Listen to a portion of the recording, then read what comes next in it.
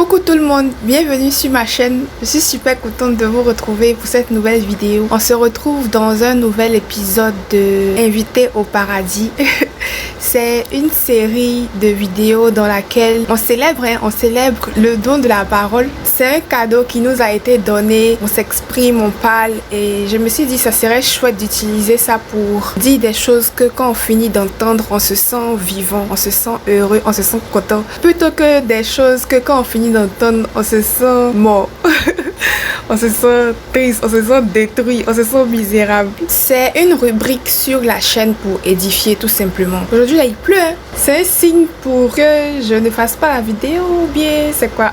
Bref, j'espère que le son de la pluie n'interfère pas trop dans la vidéo. Si oui, désolé. J'espère que vous arrivez à m'entendre quand même. En fait, quand j'ai ce genre d'inspiration là, j'aime faire la vidéo directement au lieu de attendre pour faire la vidéo. Parce que souvent quand je fais ça, je ne fais plus la vidéo. Je n'ai plus cette motivation là, je n'ai plus cet engouement là et je ne fais plus la vidéo. Comme j'ai remarqué ça maintenant, dès que j'ai envie de le faire, je le fais. Voilà, donc on change un peu des vidéos de cheveux. Là, j'ai un wash and go qui est vieux de quelques jours. Pas mal hein, ce wash and go là. J'aime la façon dont il vieillit, le volume, tout ça. Même si ça perd quand même la définition. Bref, on n'est pas là pour parler de cheveux aujourd'hui. Alors, le paradis. Le paradis, c'est pas un endroit où on va après la mort. Ça, c'est la première chose que je veux dire. Ensuite, la deuxième chose que je veux dire, c'est qu'on ne va pas au paradis parce qu'on va à l'église tous les dimanches ou bien parce qu'on porte des habits qui arrivent jusqu'au cou. Voilà, on cache les décolletés, on cache le dos, on cache les jambes que Dieu a créées parce qu'on est pudique. On donne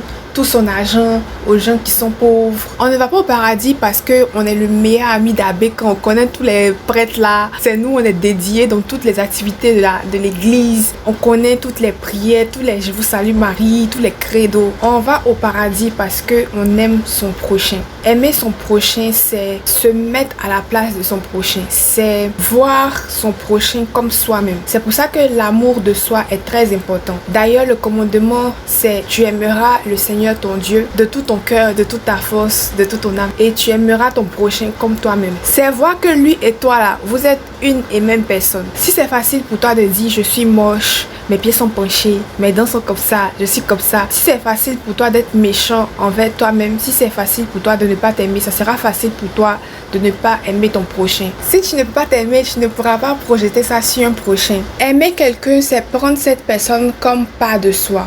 Et prendre quelqu'un comme part de soi, ça n'a rien à voir avec le contrôle, ça a à voir avec la protection. Quand quelque chose t'appartient, tu protèges ça. Et protéger, c'est différent de contrôler. Il n'y a pas fait de dire non parce que je te donne du riz là. Donc ça veut dire que tout ce que je te dis, tu fais. Ça, c'est pas l'amour. Ça, c'est pas la grâce. Ça, c'est quelque chose de transactionnel. Là, le vrai amour, le vrai prendre quelqu'un comme part de soi, c'est prendre la personne comme part de soi pour le protéger. Pour lui faire ce qu'on aimerait qu'on nous fasse. Pas pour lui faire ce qu'on n'aimerait pas qu'on nous fasse juste parce qu'on lui donne quelque chose. Du coup, c'est ça. Aimer son prochain, c'est se voir dans ce prochain là, ça se voit soi-même.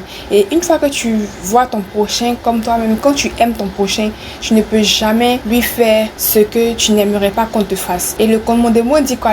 Le mot commandement là même me plaît pas. J'ai envie de dire le cadeau, le conseil. Le commandement dit tu aimeras le Seigneur ton Dieu. S'aimer soi là, ça commence par aimer Dieu. Parce que si tu aimes Dieu, ça sera difficile pour toi de ne pas aimer sa création. Et aimer Dieu, ça vient de l'humilité. Ça vient de l'humilité qui est aussi l'intelligence. Humilité égale intelligence. Si tu vois quelqu'un qui n'est pas très humble là, c'est que la personne là n'est pas trop intelligente. C'est une manière de dire que genre, la personne là ne sait pas ce qu'il rate en fait.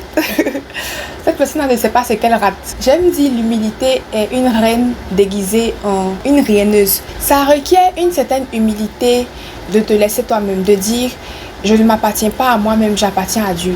Je suis une expression de Dieu. Dieu passe par moi pour s'exprimer. Ça requiert une certaine humilité. Pourquoi le dicton l'humilité précède la gloire, c'est vrai? C'est que quand tu es dans cette humilité-là, que j'appartiens à Dieu, c'est Dieu qui vit en moi, c'est pas moi-même. Automatiquement, ça t'élève en fait, parce que Dieu va pas aussi vivre en n'importe qui. Une fois que tu te rends compte que tu es une expression de Dieu, il y a cet élèvement-là. Un élèvement immédiat au fait, qui va avec le fait d'être sous Dieu. Du moment où tu te dis que c'est Dieu qui me fait vivre, qui vit en moi, je vis par Dieu, Dieu vit par moi, je suis une expression de Dieu. C'est vrai que tu laisses une certaine propriété de ta vie à Dieu, mais en même temps, tu te fais en quelque sorte égal à Dieu, tu vois. En même temps, tu es l'expression de Dieu, en même temps, ça t'élève. Je ne sais pas si vous voyez ce que je veux dire. Du coup, dans cette humilité-là, c'est pas une humiliation, c'est une humilité qui élève en fait. Et une fois que tu as ce truc-là, que tu appartiens à Dieu, ça sera difficile pour toi de dire certaines choses à propos de toi-même. Ça sera difficile pour toi de dire des trucs comme je suis vilain, je suis moche, je suis rien, je suis en bas, je suis... Bref, tu vois, de dire des choses péjoratives sur toi-même, parce que c'est un peu comme si tu t'insultes, c'est un peu comme si tu incitais Dieu, quoi, tu vois. Et ce même amour-là que tu as pour toi, parce que tu aimes Dieu, c'est cet amour-là que tu projettes sur le prochain quand tu te fais un avec le prochain. Donc, c'est tout un truc qui va ensemble. Tu aimes Dieu, donc tu t'aimes toi-même. Et du fait que tu t'aimes toi-même, en même temps, tu aimes ton prochain, parce que tu t'identifies à ton prochain et vous faites une personne. Et ce n'est que dans ces conditions-là, et ce n'est que quand cette condition-là est remplie, que tu peux aller au paradis. C'est pas par des trucs religieux, c'est par l'amour du prochain, c'est par le fait de voir au-delà des apparences. C'est-à-dire que quand tu me vois, quand tu vois celui-là, tu ne vois pas que ah, elle a beaucoup de cheveux, moi j'ai des petits cheveux, ah, lui il est blanc, moi je suis noir, ah, lui il est riche, moi je suis pauvre. Tu vois ce que vous avez comme similarité, parce que c'est ce que Dieu voit en fait. Dieu nous voit pas en termes de lui là il est grand, lui il est petit, lui là il est jaune, lui il est vert. Dieu nous voit en termes de valeur, en termes du fait que nous sommes son expression. Nous, entre nous ici, on met les différences, tu vois. On dit non, lui là il est enfant, lui là il est adulte. Et par rapport à ça, on se permet de faire certaines choses aux enfants que si nous on nous faisait ça à nous, on aurait appelé ça de l'abus, on aurait appelé ça de la violence. Si tu gifles ta femme ou bien ton mari, on va appeler ça violence comment on appelle ça? Il y a un truc là, violence domestique, mais on se permet de frapper les plus petits par exemple sous prétexte que c'est pour les discipliner, c'est pour les éduquer, ou bien c'est pour les... Voilà, que un petit ne comprend pas si on n'utilise pas la violence. Mais la violence là, c'est pas les Jacques Chirac ou bien Machala, Ben, quoi là-bas. C'est pas chez eux que ça commence dans les maisons. Quand tu gifles un enfant, c'est vrai que peut-être quand tu as fini de gifler, par peur, il va faire ce que tu veux qu'il fasse. Mais en même temps, il reçoit beaucoup de messages, quoi. Il reçoit beaucoup de messages à la seconde où tu l'as frappé, là. Il peut comprendre, par exemple, que c'est OK de frapper quelqu'un qui est plus petit. C'est OK de frapper pour avoir ce qu'on a, d'utiliser la violence pour avoir ce qu'on veut. Il peut recevoir beaucoup de messages. Et puis, on s'étonne d'avoir des adultes d'une certaine façon bizarre. Ça commence dans l'enfance. Un enfant, c'est quelqu'un qui est nouveau, c'est quelqu'un qui est, on va dire, vide, c'est quelqu'un qui est innocent. Donc, si tu trouves qu'un enfant est impoli ou bien un enfant est comme ça, c'est pas de sa faute, c'est l'environnement dans lequel il a grandi, c'est l'environnement dans lequel il est né. Tu ne peux pas dire un enfant imbécile sous prétexte qu'il est petit et qu'on n'a pas le droit de respecter les enfants parce qu'ils sont des enfants. Et puis t'attendre à ce que quand il va grandir là, il comprenne qu'on doit respecter les gens. Si tu veux qu'un enfant te respecte, qu'il soit doux, qu'il soit gentil, pendant qu'il est petit là, traite-le comme si c'est ton grand frère même. Traite-le comme tu aimerais qu'il te traite. Parce que c'est ce que tu lui as donné qui va te donner. Les histoires de non, lui il est petit, lui il est grand. J'avais eu une discussion avec mes copines un jour. Un jour, j'étais en train de manger avec mes copines. On a eu une discussion. Et puis, dans la discussion, il y a eu un discours comme quoi moi, je peux frapper mon enfant, mais je ne peux pas frapper l'enfant de mon ami. Je disais, mais pourquoi? Si frapper un enfant, c'est une bonne chose là, pourquoi tu peux faire ça à ton enfant, mais tu peux pas faire ça à l'enfant de ton ami? C'est pour son bien, non? On dit, mais non, mais l'enfant de mon ami, c'est pas mon enfant. Elle connaît son enfant. Faut pas, moi, je vais le taper quelque part et puis il va s'évanouir et puis voilà. Ah bon? Donc, quand on tape un enfant, il peut s'évanouir. Avant que l'enfant soit ton enfant, c'est l'enfant de Dieu, quoi. Tu vois pourquoi c'est important de vivent avec cette mentalité que les enfants appartiennent à Dieu, que les personnes appartiennent à Dieu. On ne s'appartient pas à nous-mêmes, on appartient à Dieu, tu vois. Je peux pas dire que et si l'enfant de ma copine s'évanouit, et si toi-même ton enfant là s'évanouit. Donc là c'est ton enfant, donc il a le droit de s'évanouir et puis il n'y a rien. On appartient à Dieu. Du coup, quand tu as cette mentalité-là, ça te fera mal de gifler quelqu'un sous prétexte que c'est ton enfant, bien quoi, parce que tu sais que c'est l'enfant de Dieu que tu es en train de gifler. Voilà. C'est l'enfant de Dieu que tu es en train de faire quelque chose que tu n'aimerais pas qu'on te fasse. C'est vrai que Dieu passe par les spermatozoïdes du monsieur et puis l'utérus de la femme ou bien quoi pour faire l'enfant. C'est votre enfant, mais il appartient à Dieu. La preuve, il y a des gens qui sont mariés, qui sont aisés, ils ont tout ce qu'un homme peut désirer sur la terre là, mais l'enfant ils n'ont pas. Ils font intercourse quand ils ont des rapports, mais ils n'ont pas d'enfant. Et puis il y a des gens qui n'ont même pas l'argent pour s'acheter un croissant comme petit déjeuner, qui ont à peine une maison, et puis leur femme a 10 enfants quoi. Leur femme aligne les enfants. C'est une preuve parmi tant d'autres que les enfants appartiennent à Dieu. Dieu donne les enfants là à qui il veut. Tant que Dieu t'a pas donné un enfant, je ne peux pas dire c'est mon enfant. Donc il appartient à Dieu avant de t'appartenir à toi.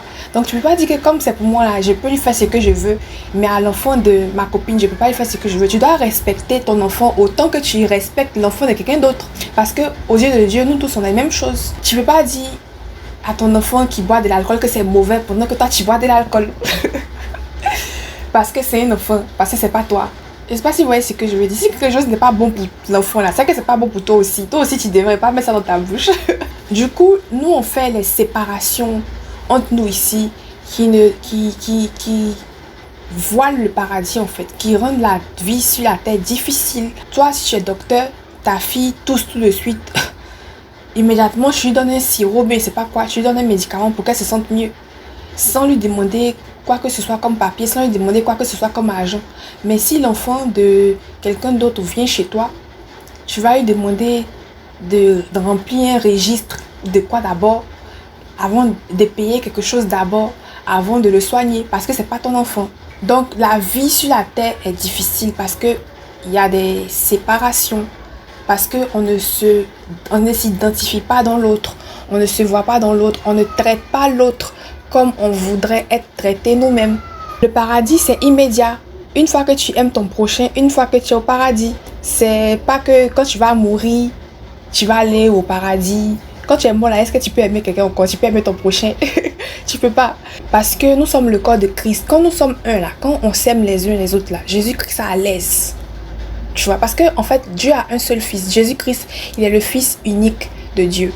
On n'a pas dit il a 2 fils, on n'a pas dit il a 3 fils, on dit il a un fils unique et nous sommes son corps. Donc quand nous tous on s'aime là, quand nous tous on s'aime comme une personne, Jésus-Christ est à l'aise au paradis. Mais quand on est divisé entre nous là, et il a mal à la tête. Essaie de voir ça comme ça. Essaie de voir ça comme si quand nous tous on est divisés, chacun dans son chacun là. Plus on est divisé, plus la souffrance augmente sur la terre. Imagine une seconde que tes pieds sur lesquels tu marches là, hein, ils se disent attends. Nous on est en bas ici chaque jour. On marche, c'est nous, on touche le sol. Pourquoi on n'est pas sur le front? Pourquoi on n'est pas en haut là-bas pour que les gens qui sont sur YouTube à nous voient aussi? Vous voyez jamais mes pieds? Si c'est fâche. Oh, nous on est en bas ici. C'est si nous on s'arrête pour parler, mais nous on ne nous voit pas. Au contraire, ils font leur travail. Toutes les parties du corps là font leur travail pour que le corps vive, pour que le corps soit maintenu, pour que le corps tienne debout, pour que, tu vois, eux tous là, ils y mettent ici comme si eux-mêmes ils sont le corps. Eux tous ils s'identifient au corps pour que tout fonctionne bien, pour que toi là, tu sois assis en train de me regarder et puis en train de rire, en train de m'écouter. Parce que tout le monde se comporte comme s'ils sont membres d'un seul corps. Mais si les pieds se mettaient à part là-bas, nous on ne nous voit pas, donc aujourd'hui là on ne fonctionne pas. Ou bien tes fesses disent que pourquoi c'est nous on s'assoit sur nous et puis on n'est pas sur les épaules pour qu'on nous voit. Le chaos dans lequel tu allais te retrouver, imagine. Donc la séparation, les ségrégations, ça rend le paradis voilé. Tu vois, et on pense que c'est quand tu vas aller à l'église tous les dimanches et puis tu vas mettre 10 000 dans la quête là. C'est ça, Dieu va te voir et puis va dire que non, viens au paradis, quand tu vas mourir et puis tu vas au paradis. On est beaucoup à avoir cette mentalité là, ou bien que si on fait les bonnes choses sur la terre ici, on fait des trucs religieux, quand on va mourir là, on va aller au paradis. Pourtant, le paradis, c'est maintenant. Et ça commence le moment où tu aimes ton prochain, le moment où j'aime mon prochain, le moment où tu aimes ton prochain, le moment où j'aime son prochain. Si nous tous on s'aime comme une personne là, en même temps c'est le paradis. Il y a la souffrance parce qu'on est séparés, parce que chacun est dans son chacun. Et l'amour de Dieu dont je parle, qui est la source de tout ça là, c'est un cadeau que Dieu lui-même il donne en nous aimant. Tu ne peux pas fabriquer l'amour toi-même. Tu ne peux pas... Il n'y a pas quelque chose que tu peux mettre en échange de l'amour. L'amour, c'est l'un des dons. Dans les dons là, ça s'appelle la charité. C'est un don. Un don là, ça veut dire qu'il n'y a rien en retour. Ça veut dire qu'il n'y a pas quelque chose que tu as fait en retour pour qu'on te donne. Du moment que tu fais quelque chose en retour, une virgule, pour qu'on te donne quelque chose, ce n'est plus un don, c'est un salaire, c'est un échange, c'est une transaction, c'est une récompense, c'est tout sauf un don. Don là, ça veut dire que la partie qui reçoit n'a rien donné, n'a rien fait, n'a rien donné en échange. Tu peux rien faire. C'est pour ça qu'on voit des gens qui aiment des gens et puis on dit aïe, mais lui là, il mérite pas ton amour, il y a tout ce qui t'est fait. C'est parce que l'amour n'est pas mérité. La raison pour laquelle tu vas voir une femme aimer un monsieur qui n'a rien à voir avec elle, alors qu'il y a un monsieur qui la gâte de la tête aux pieds et qu'elle s'en fout de lui, c'est parce que l'amour ne se mérite pas. L'amour ne sera jamais mérité parce que c'est un don. L'amour en nature là, c'est un don. C'est pas quelque chose qui vient parce qu'il y a eu quelque chose, c'est quelque chose qui vient parce qu'on t'a donné. C'est un fruit de l'esprit. Dieu te donne l'esprit et puis l'esprit là fait les fruits là. Jésus a dit non, que vous ne pouvez rien faire sans moi. Si vous regardez dans votre Bible là, vous allez voir. J'aime dire l'expression, si vous regardez dans votre Bible, vous allez voir parce que contrairement à ce que vous pourrez croire, je ne suis pas quelqu'un qui lit tellement la Bible. Du coup, si vous regardez dans la Bible, vous allez voir qu'on ne peut rien faire. Il a dit, vous ne pouvez rien faire sans moi. Et voilà, ces choses-là, l'amour, la paix, la joie, les fruits, là, ce sont des choses qu'on ne peut pas avoir nous-mêmes, fabriquer nous-mêmes. Ce sont des dons. Dieu n'aime pas partager sa gloire. Il n'aime pas que quand il donne quelque chose, tu veux rembourser. Voilà, la religion, parce que la religion c'est ça en fait. Rembourser à Dieu, c'est qu'il t'a donné gratuitement.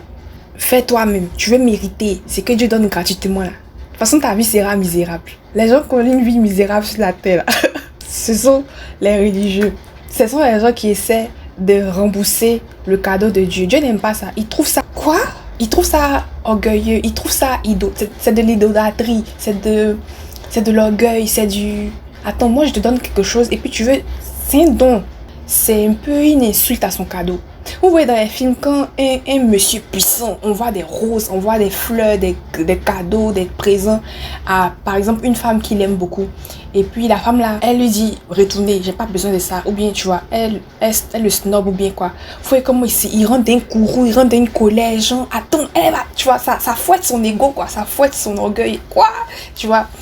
C'est un peu comme ça que ça attriste Dieu au fait quand on essaie de mériter des choses qu'il donne gratuitement, bien qu'on essaie de rembourser des choses qu'il est censé nous donner gratuitement, quand on essaie de travailler pour des choses que normalement il nous donne gratuitement.